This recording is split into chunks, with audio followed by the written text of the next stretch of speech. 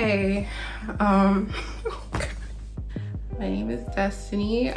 This is my first time being on camera, sharing something about myself in this way. I am here to basically explain what happened to me, why I had to have brain surgery, and how I found out that I had Cushing's disease. So I'm 28 now. I was 26 at the time. Everything kind of happened so subtly, and it was gradual, but it felt so fast. Once I realized what was happening, I was like, oh my God. I've always lived a pretty healthy life. Like, I would try to eat as best I could after 2020. So post COVID, like when COVID started, that's whenever I went on my healthy eating journey. I was always in the gym, always worked out, and I never had trouble losing weight or anything like that. Like, that was always super easy for me. But I started noticing around 2022, I started noticing the acne, and I still have scars, like a lot of scars and like dark marks and stuff like that. I'm 18 months post-op, but I started noticing like acne and stuff like that, but I didn't think much of it because I was just like, okay, maybe it's because my body's changing. I don't know, but I've never struggled with acne in my life before now. So that was kind of weird, but I didn't think much of it. And then randomly I started gaining weight.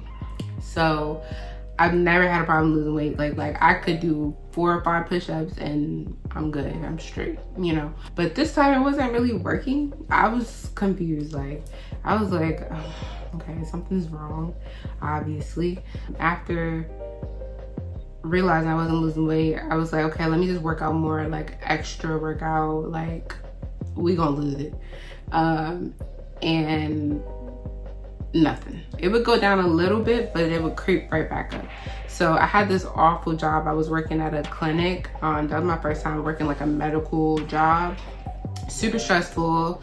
Everybody was mean. I was the youngest person there. It was a horrible experience, 0 out of 10. And I thought that these things were happening because I was stressed out of my job. Like, I was losing my hair. And I'll insert pictures of me losing my hair. I was losing my hair, my nails were breaking, I was having acne everywhere, my skin was darkening too, and I just couldn't understand where that was coming from. Like, why is my skin darkening? Why is my hair falling out? Why are my nails breaking? Why am I getting fat? Like, I just didn't understand none of it. And honestly, it was devastating because my clothes just stopped fitting and I don't look the same. And I couldn't understand why I didn't look like myself. And I'll insert pictures of that too, even though it's a little embarrassing for me still. But aside from that, my face started to get round, and I mean like puffy. Like, it looked like I had acorns in my mouth, like, or I had ice in my cheeks. Like, my face was so round, and everybody just kept telling me, oh no girl, you look normal, like it's fine. And I'm like, no, it's not fine. There's nothing fine about this. Like, I just did not recognize myself at all. Like, nothing made sense. I was getting bruises randomly. I was up at night. Like, I couldn't sleep longer than 2 hours a night. I was averaging 3 hours a night for a whole month. So I'm like, okay, something's not right. And at the time I was seeing a nutritionist because I thought if I see a nutritionist, I'll lose weight, duh. So I'm talking to a nutritionist and I'm explaining stuff to her, and she's like, something sounds off. Have your thyroid checked, have your cortisol, stuff like that checked. So I tell my OBGYN, like, my nutritionist said this. She's like, well, we already checked that. I'm like, well, can we check again? You know, she's just a little concerned. So she ended up checking what my nutritionist suggested, and what came back high with my prolactin levels. So prolactin is present in pregnant women. If it passes the, I guess, the threshold of what it's supposed to be, and you're pregnant, it makes sense. But if you're not pregnant, it doesn't make sense. We tested prolactin twice and it still came back high twice. So that rang a bell somewhere. And she ended up, my OBGYN was like, oh, you might have a tumor, but we'll just watch it. And from that moment, I was like, no, like, what more do we need to see? Like, I'm getting bigger, I'm getting darker, I'm not sleeping, I'm quite literally losing my mind. I ended up going to an endocrinologist, and when I went there, she ended up testing for my cortisol. So she tested me. I didn't do all the cortisol tests. I only did the 24-hour urine test and the dexamethasone suppression test. So the dexamethasone suppression test is like a pill that they give you to suppress your cortisol. If your cortisol suppresses, then you're fine. And the 24-hour urine, you just collect your urine for 24 hours, like a whole day. So I took my test, I gave it to her. A week later, she called me, she's like, Miss Peace, you gotta come in. I'm like, okay, sure. I get there, and I kind of already had an idea of what I had because, mind you, I was researching, and I thought I had prolactinoma. I thought I had adrenal Cushing's. I was just, look, I was all over. I knew I had Cushing's, and I would tell my friend, and I would be like, I'm either gonna have to have adrenal surgery or brain surgery, one of them. I was like, I'm gonna have to have one of them because I'm pretty sure I have whatever this is. So when she came in, she was like, Miss Peace, you have Cushing's disease. She was like, your cortisol is 10 times the normal human limit. I was like, oh, like, oh, I knew it. It was a relief, but at the same time, I felt so scared because I didn't know who was gonna do it. I wasn't scared to have the surgery. Like, I didn't care. She told me it was pituitary surgery, which is the gland in your brain, the master hormone gland. It's like right here behind whatever this is. And I knew I was gonna have to have brain surgery, and I didn't care. I was like, do it. Like, somebody need to take this out. I won't lie, like, I joke about it now, but in that moment, like, those were the darkest times of my life. Like, the darkest times. I wanted to quite literally unalive myself, and I hate to say that, but it was the truth. Like, I just felt, if this is the quality of my life now forever and there's no way to change it, let's wrap this up. Like, I didn't want to be here, you know. Once I narrowed everything down, I found a surgeon. I was originally going to try to go to Johns Hopkins because that's what my endocrinologist, she recommended that I go there. She referred me there, but I have free healthcare, so like they didn't take it over there. I ended up finding a surgeon at Georgetown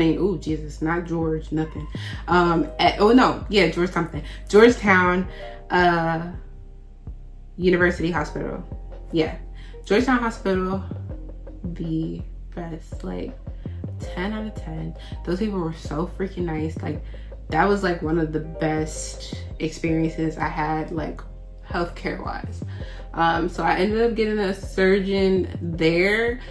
The only problem with Cushing's that a lot of like doctors, they overlook is the problems that it causes. Like, Cushing's caused me to have these heart palpitations, and in order to get cleared for surgery, you have to have a clean EKG. Mine was not, so it kind of delayed the process because they didn't want to put me under if I wouldn't be, you know, strong enough, I guess, if my heart wasn't strong enough to undergo anesthesia or whatever. So I was defeated. Honestly, I was so sad. Like, these were the saddest times. When I tell you, I would call my friend and cry every single day. I was like starving myself. You know, when you're explaining this to people that aren't going through it, they don't know what you're talking about because it's not commonly diagnosed. Like, a lot of people walk around and don't even know they have it, or they just, you know, you trust your doctor, you think that they know what's best for you, but sometimes they don't. And that's why I always tell people, like, you really have to advocate for yourself. You have to tell these people, I know my body best, and there's something that's not right. I ended up having the surgery in August of 2023. And I don't have my notes. I had notes, but I don't know where they are. But August 2023 is whenever I had my surgery. And they tell you, you know, you'll be in ICU for like 3 days, but I ended up being there for a week. Unfortunately, I was there a lot longer than I planned. When you get pituitary surgery, because it's your master hormone gland, it affects a lot of your body's like processes. Because I had pituitary Cushing's, my adrenal glands has shut off. So basically your adrenal glands communicate with the pituitary to make sure that everything's working properly, basically. I don't know how to like explain that better than I just did. But my adrenal glands had cut off. So me getting the tumor removed, they're still asleep because I mean, my brain was doing all the work. My pituitary was doing all the work. So they felt like, what was the point of us doing any work? So after the surgery happened, I ended up getting diabetes insipidus. And it's not diabetes, but it's pretty much where your kidneys aren't able to regulate your fluids. So I was dehydrated all the time and I was peeing all the time. TMI. So I had a catheter. It was super awkward. Like I'm walking around with a pee bag, and it wasn't bad because my family, and thank God for my family, they came in every single day to see me. All my family came every single day to see me. My little sister would draw me pictures. My little brother, he would just sit there and smile and tell little jokes. Like it was the best support. I had the best support. It was very hard, and people don't understand how big of a toll it takes on you as a person, because I lost friends. I lost a lot of friends after this whole situation. Like, you know, that was hard. These are people I've known like majority of my life, you know, so it was hard for me, and it still is hard for me sometimes, but I know that, you know, God's plan is the best plan. So I don't feel so down about it. After the surgery, in your mind you think that everything is smooth sailing, but I assure you it is not. So I was taking these little pills. They're like I don't remember what they're called. It starts with a D. It was, I'm gonna have to find the name of the pills because, okay, so I used to take desmopressin. I used to take desmopressin. That's the medicine that helps with the diabetes insipidus. It helps you to not have to go to the bathroom so frequently, because, you know, obviously that's dangerous. You get dehydrated, and yeah, like, but I will say after the surgery, some things did improve like almost instantly. Like my nails grew so thick, so long, so fast. My hair grew back too, a lot. Like it was growing like crazy, but after the surgery, my hair was growing back like crazy, right? And then it all fell out. It all fell out again. So basically my body went through a traumatic experience, which was the surgery.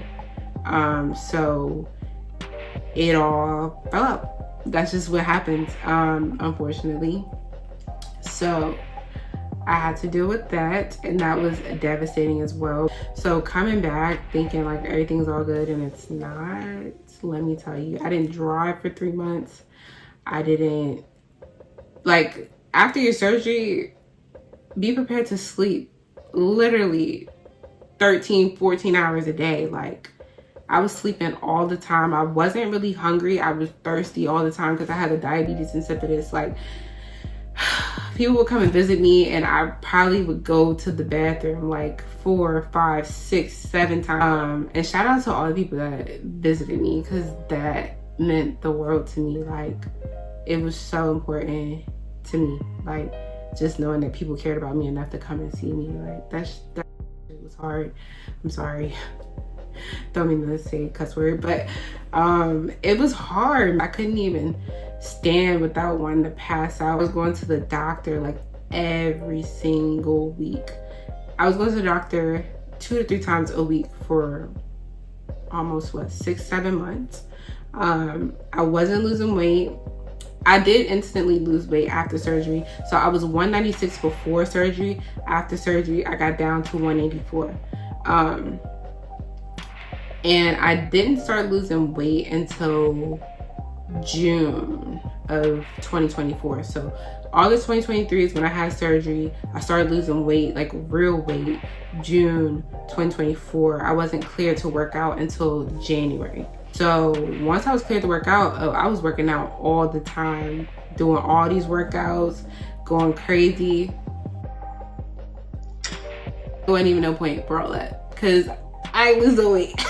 I ain't lose no weight. My body just wasn't, like, my hormones were still all over the place. After your surgery, because my adrenal glands were off, I had adrenal insufficiency, so I had to take hydrocortisone, which is also a steroid, which is basically, it's a steroid, and my cortisol was still high because I needed that in order to not pass away, quite literally. Like, and leaving the hospital, I didn't have enough hydrocortisone because I had to take it 3 times a day so that nothing bad happens to me. I don't go into adrenal crisis. So that was hard. First of all, taking all these pills every day, it's not a good quality of life. I was on hydrocortisone and I didn't get off that until June. So I was on that for a long time. And then once I finally got off hydrocortisone, that's when I started to lose weight. That's when things started to get a little better. I'm down now to 181, but that's because of my eating habits and I haven't been working out that much. But my goal is 170. The lowest I've gotten through this whole journey, 179. But that's just because my diet has been a little crazy. But I will say, give yourself time. Like, do not stress yourself out over the scale. Don't stress yourself out over what you look like. Like, my skin is still not what it was, and it might not ever go back to that, but that's something I had to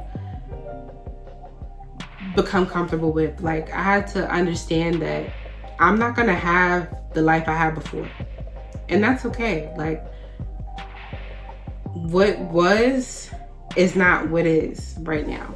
It doesn't mean it's bad because it's not the same. It's just my new normal. And honestly, I would take this new normal over me being sick any day. Like, when I was sick, I was depressed. I was angry. I hated it. I was miserable. It was the worst feeling in the world.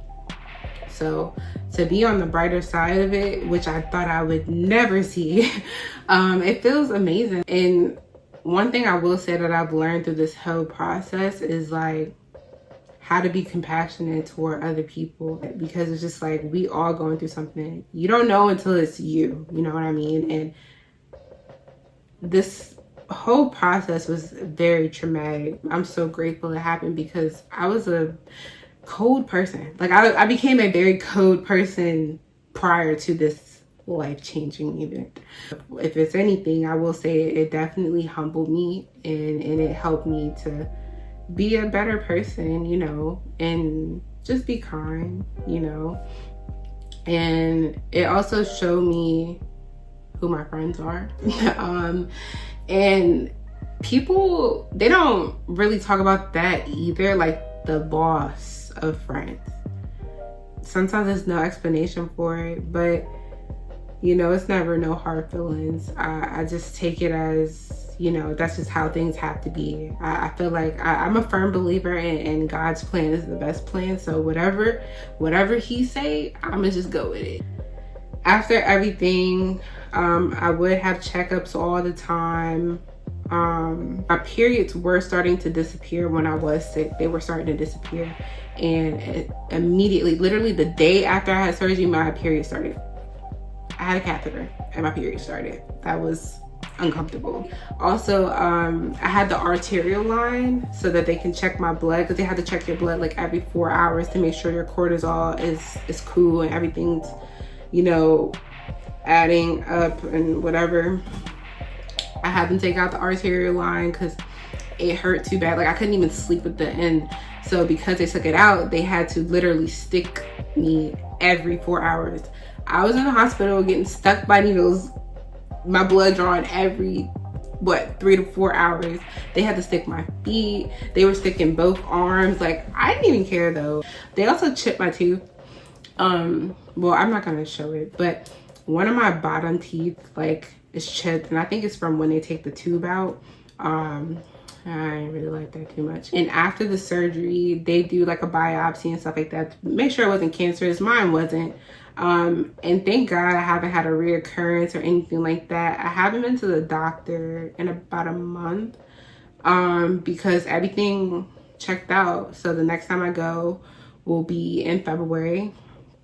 It's now October, the ending of October. The next time I go, we're gonna see, like, you know, that things are still steady. I'm just gonna claim it because I don't ever want to be sick again. And I'm just happy to be here. Like, I'm glad I didn't do what I wanted to do, because I wouldn't have been able to see this part, you know. I'm in Reddit groups, okay? I'm in a support group. Surround yourself around people that love and care about you, that will uplift you, like, and don't take people leaving or, you know, not understanding or being as supportive, don't take it personally. They just don't get it. They won't get it. And yeah, don't beat yourself up either. Like, I used to call myself ugly. I hated looking in the mirror. I hated being around people. I just didn't want to do it because I felt terrible. I was like, I'm ugly. Like, that's just the reality of it. I hated it. I feel like, do I have the ugly? I was upset. I was angry. I was mad at God. I was mad at myself. I'm over here blaming it on situations, like, but the reality of it is, it was just a random occurrence. I don't know, like, they don't know what causes it. I personally think it's stress that causes it, and because of that, that's what made me calm down. Like, once I realized stress increases cortisol and quite literally adds to the problem, I was like, yeah, we ain't doing that no more. Like, I still struggle with anxiety and depression and all that sometimes, but I picked myself up out of it. Like, I cannot hold on to that. I hope that this was helpful. I was rambling a little bit. I try to keep it, you know, as to the point as I could. And I'm pretty sure I might have left some stuff out, but if you have any questions, you know, DM me, follow me on stuff. I love helping. I love talking to people about it and helping people through it. And I know for me, whenever I was looking for answers, I couldn't find any. I couldn't find anybody my age going through what I went through. I couldn't find nothing that was, you know, helpful. All I saw was videos from like 10 years ago. And granted, I enjoyed it, but because it gave me some sort of answers, but I just want to talk more about it. So I may do another video that's more detailed. But hopefully this helped y'all, and I will have more stuff coming. Like, just moments about my life that some other people probably went through, but I hope this helped. And yeah, bye.